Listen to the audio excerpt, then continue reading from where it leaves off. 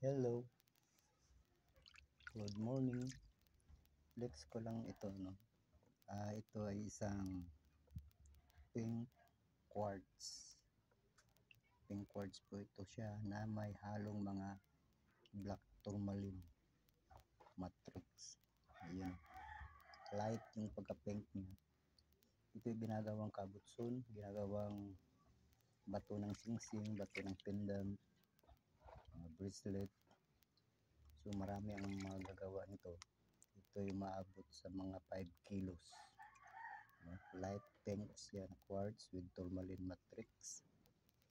Marami ang magagawa nito for gemstone, mga stone for jewelry. Nasa 5 kilos.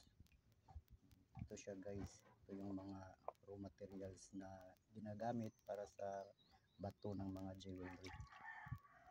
Pwede rin ito siyang gawing carving, mga kung anong i-carve nyo, mga animals, kahit ano,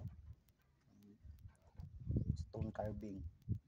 Ito, dahil maganda siya, light pink siya na with tourmalated quartz, light pink. Dito lang ito sa Butuan na kukuha ito dito sa Butuan. Ito yung mga ginagamit. Tsaka yung yung quartz, para sa kaalaman ng iba, yung ginagamit natin mga glass na baso, glass na mga plato, ang materials po na ginagamit dyan ay quartz stone sa mga glass, transparent glass. Pero hindi ito na classic. Yung ginagamit na quartz na para gawing glass ay yung mga transparent na mga quartz.